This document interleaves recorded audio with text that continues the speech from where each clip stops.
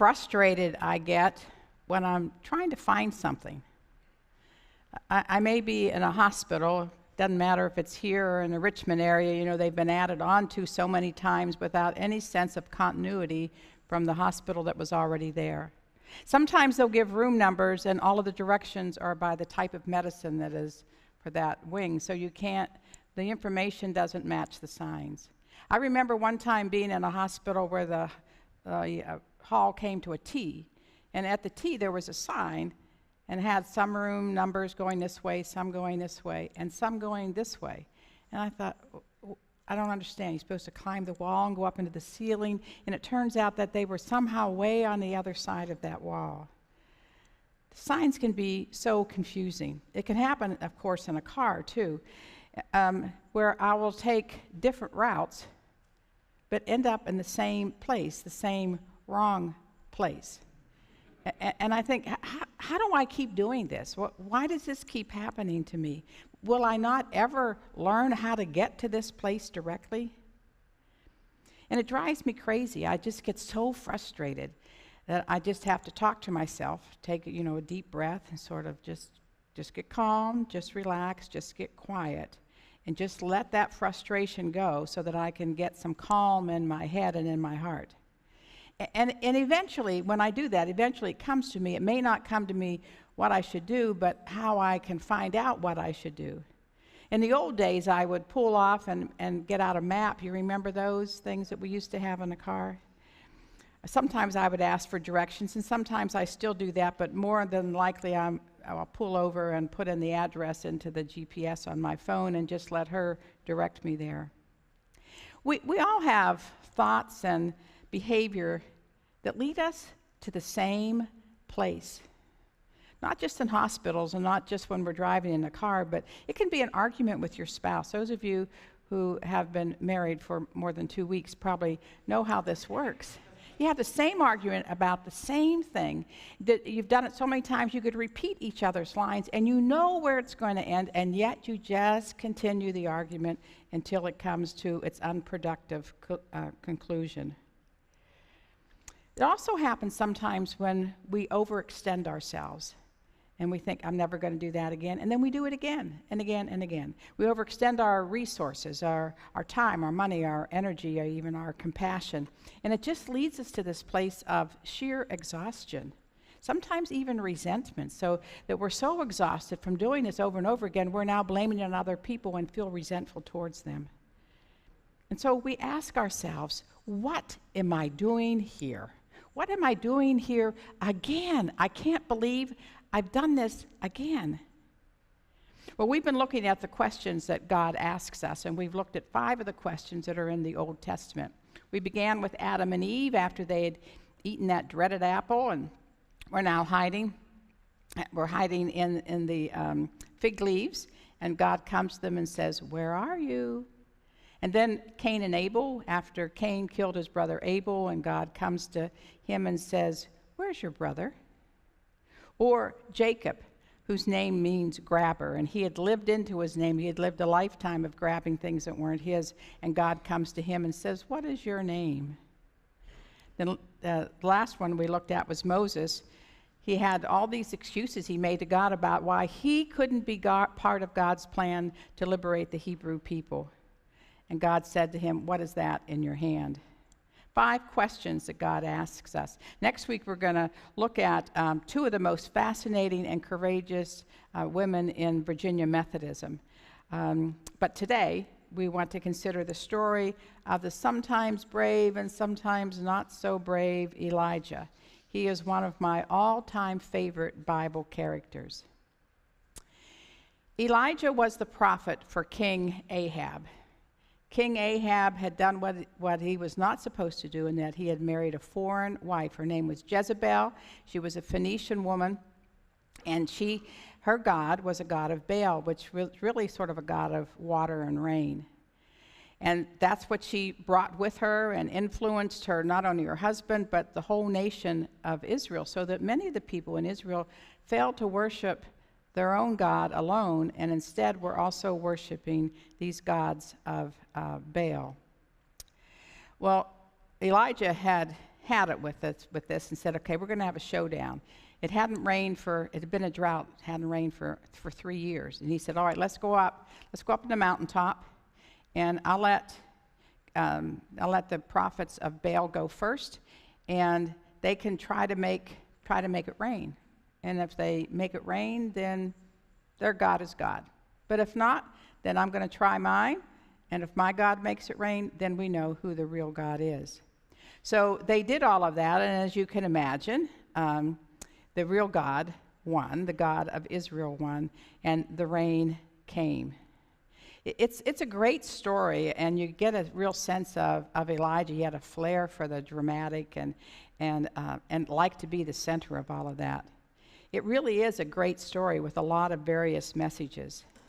So as we look at this story a little bit more, I want us to think about our own lives, our own journey or journeys in life, and where we are right now and where we often end up. So what does God teach us in this story about Elijah? Well, the first thing is, once it started to rain, Elijah knew this was going to be not just a little sprinkle, but it was going to be a deluge, and he needed to get to dry places. So the Bible says he just picked up his robe. You know, it was hard to run in that long robe, and so he just picked it up, pulled it up between his legs, and started running. And he ran so fast, he outran a team of horses. He ran 130 miles with his servant. And then he went another day's journey to the broom tree, where he found refuge with God. And then 40 more days to Mount Horeb, the desert that's between Egypt and Israel. So he really ran a long ways, because that was the place where Moses got the 10 Commandments and met God face to face. He just kept running and running and running. It was a little bit like Forrest Gump in his movie, you know, where he just kept running. Finally, he was directed to the cave and found the cave that God asked him to go to. He went inside, and he finally stopped running. After all those many, many miles that he went, he finally stopped running inside the cave. And that was the first lesson. That's the first lesson for us, to just stop.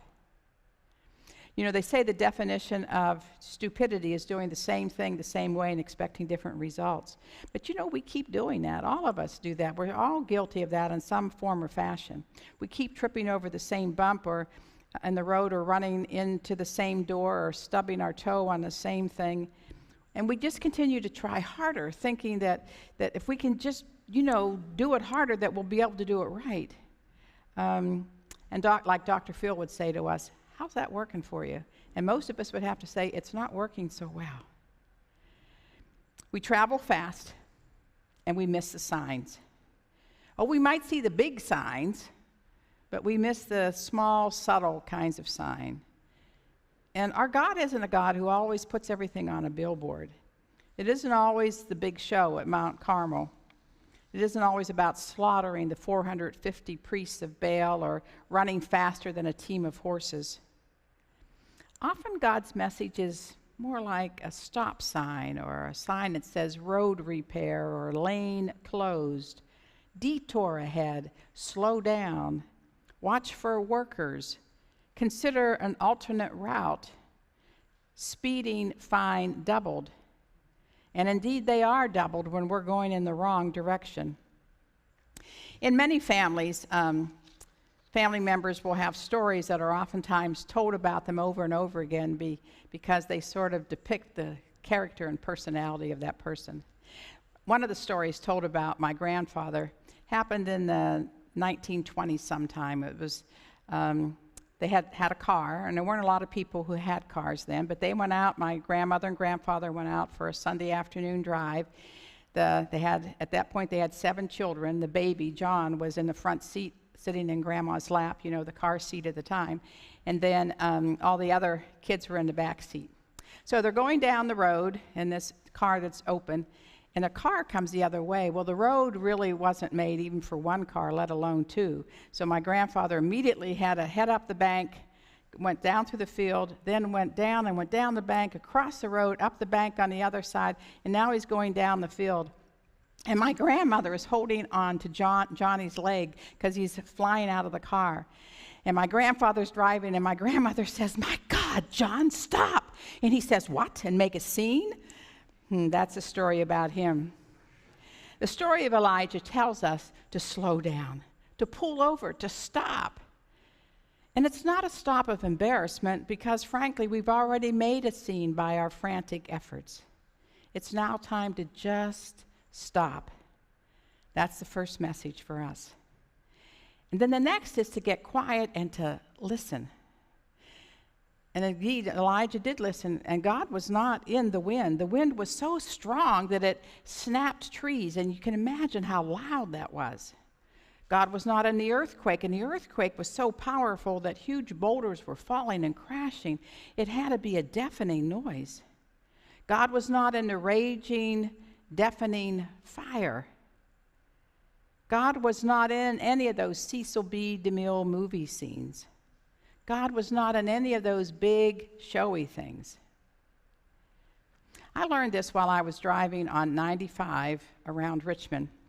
I was working on my book, and the process was to write at least 10 pages, take it with me on Monday night to the writers group, and make enough copies that everybody could have one. They would take a little time to read the 10 pages and make some marks and such, and then they would go around the table and share their comments about what you had written.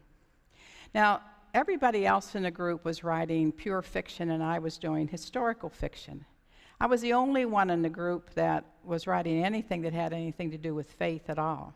In fact, there was nobody else in the group who went to church or even knew anybody who went to church. So I was really out of place in that group with this story about these two earliest clergy women who came around the 1930s and 40s. So one night as they were reading mine, this man, and when it was his turn to share, he just sort of pushed the papers towards me and he said, "You don't have a lot to work with here." Because, when you write fiction, if it gets boring, you just introduce, violence or sex or something, and the story gets much more interesting. But that wasn't an option for me because that wasn't the story of these two women. He said, "You don't have a lot to work with here. So if this is going to work, this has to be written really well." And it's not. That was really hard to hear. When I was driving home that night on 95, God and I had a conversation. It was a little one-sided at first. And I said, "God, I thought you called me to write this book. And these two women are amazing, and they deserve a good book written about them. So if I'm not the person to write it, just say so, and I'll just turn over what I got to somebody else, and they can finish the book. But if you do want me to write it, then you need to help me. I'm apparently not a very good writer, and I want this to be a good book for them, and so you need to help me." So after I was done with scolding God, I just got quiet, and it all just came to me that God had been helping me all the way along. I'd get an idea for a chapter, and I'd sit down at my laptop, and I'm just putting it all out, and there would be things that would just little subtle things, still small voice, kind of little subtle things that would come in and go, "You need to rewrite this. That's not the right word. You don't need to include that at all. That needs to come out.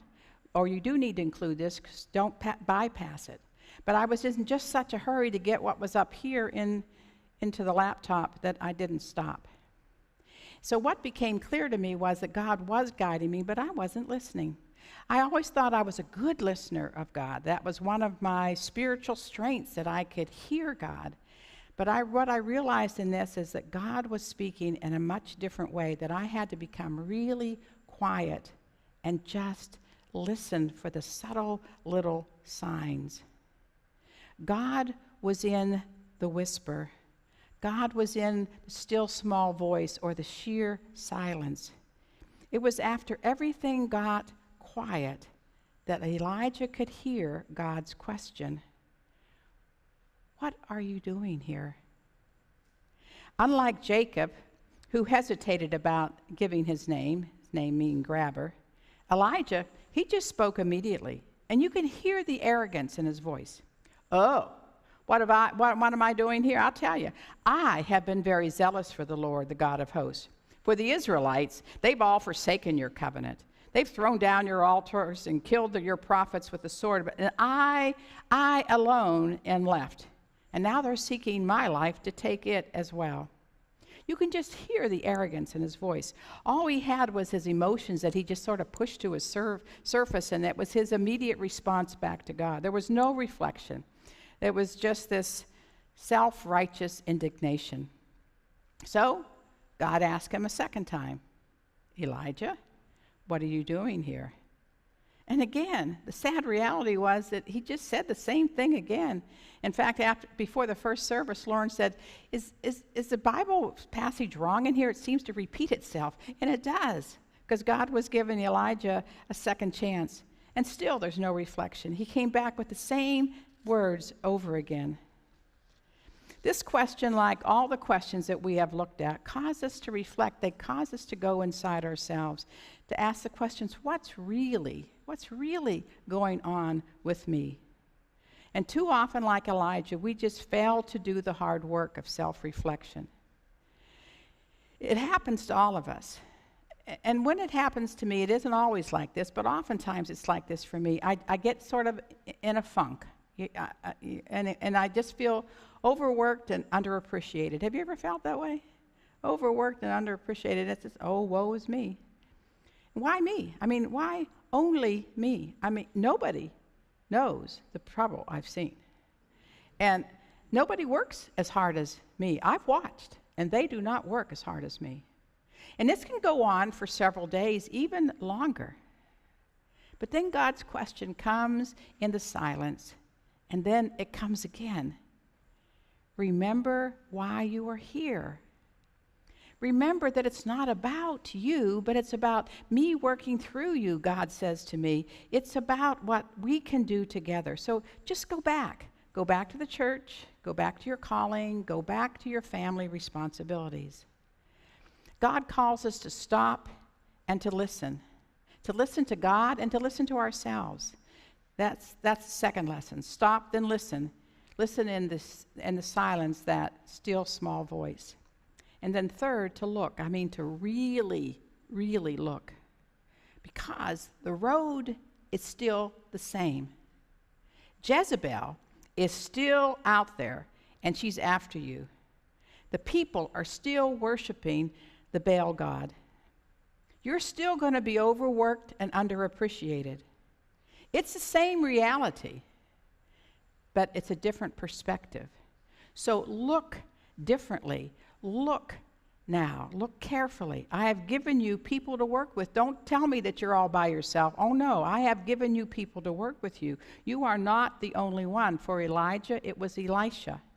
For us, it's other believers, and they're everywhere, not only in this room and in this church, but throughout the world. Other believers who are doing the same things that we are doing. People who are faithful in their marriage, people that are home changing diapers and driving kids and working the long hours and mowing the grass and fixing the meals and just doing the plain, ordinary tedium of living.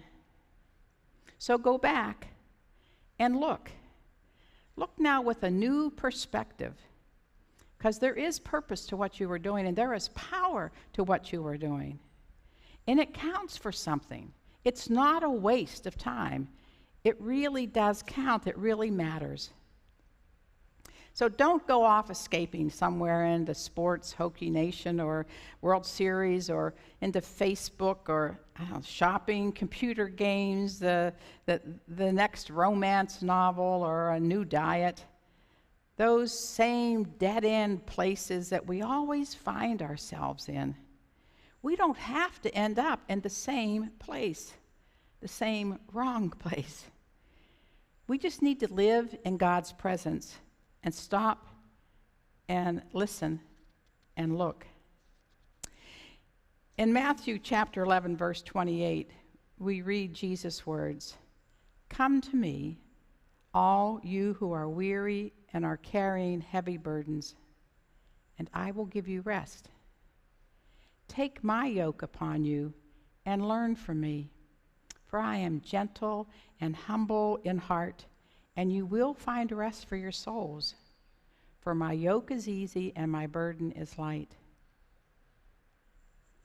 Do you believe that? Do you believe that the work of God is easy and light? Well, it is when we stop and listen and look. When we take the time to learn from Christ. Take the time to remember all of God's many, many blessings in your life. If Elijah would just go back and remember all the miracles that God had performed in his life, it makes a difference remembering God's faithfulness. Take time to walk to the exit of the cave and then just to listen for that still small voice. And then step into that reality. It's the same reality that you stepped out of, but now you have a new spirit that is within you. So God asks you, what are you doing here? And whether that here is a familiar place or the rut that you return to all too often.